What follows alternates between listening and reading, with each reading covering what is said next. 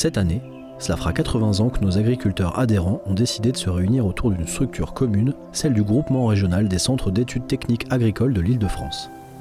À l'occasion de cet anniversaire, nous voulons mettre en lumière des acteurs de notre association qui ont bâti des projets innovants.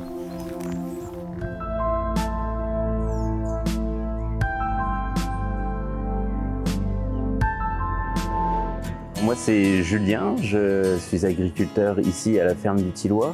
J'ai 34 ans, je suis agriculteur depuis 2016 et on travaille en famille avec mes parents. On a un salarié sur l'entreprise, un mi-temps en plus et on fait la culture céréalière habituelle de la Picardie, du blé, de l'orge, des betteraves, du colza. On travaille sur 300 hectares et en plus on a une activité de malterie artisanale, une brasserie paysanne dans la continuité de cette malterie. Donc on produit l'orge, on transforme l'orge en malt et le malt on le transforme en bière.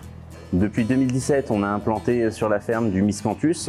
On est monté en charge au fur et à mesure des années. Aujourd'hui, on a monté un réseau de chaleur qui permet, avec le miscanthus qu'on brûle sur place, on chauffe tout notre site, l'atelier, les locaux de transformation, la maison d'habitation. On évite l'utilisation de 30 000 litres de fioul et on autoconsomme une chaleur sur place. En 2016, on a lancé les travaux de la première brasserie. On a eu un an de travaux, un an de R&D. 2017, on a vendu nos premières bières sur les marchés locaux, vraiment au contact de la population pour avoir le premier ressenti. Pendant les 2-3 années qui ont suivi, en fait, on a vraiment explosé en termes de chiffre d'affaires, en termes de production. Jusqu'en 2019, où on s'est dit, voilà, ce n'était plus possible de rester comme on était. On produisait 110 litres de bière finie sur une journée de travail et on a pris la décision de multiplier par 10 la production. Donc en 2019-2020, on a construit un nouveau bâtiment où on est aujourd'hui, avec la nouvelle brasserie, et est arrivé le Covid. Donc là, par contre, ça nous a mis un sacré coup de frein. Depuis 2022, on a réussi à maintenir notre niveau de production et aujourd'hui, on profite en fait de cette base solide pour continuer à nous développer et relancer de plus belle.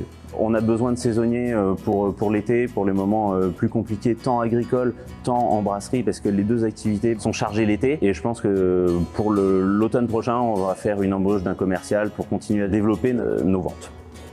Alors à la moisson, quand on passe dans la parcelle d'orge, on est avec la moissonneuse et on choisit vraiment le meilleur carré, enfin l'endroit qui nous semble le plus beau. Souvent on récolte à peu près 8-10 tonnes voilà, qu'on stocke aujourd'hui. On fait un pré-nettoyage, on fait un triage rotatif et après on vient stocker ça en big bag derrière avant de passer en malterie. Commercialement aujourd'hui on est distribué chez des moyennes surfaces locales. La plupart de nos revendeurs par contre sont des agriculteurs qui ont des magasins de producteurs et qui viennent achalander leur magasin.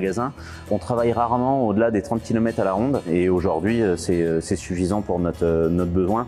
On a la volonté par contre de se développer principalement dans les bars. Le prochain projet qui me tient vraiment à cœur, c'est de développer une part distillerie, c'est-à-dire dans la continuité de la brasserie, on vient faire notre mou et au lieu de l'embouteiller en bière, eh bien on vient le distiller et produire un alcool, un spiritueux. L'objectif étant de le faire vieillir en fût de chêne pour aller chercher des whiskies à moyen terme.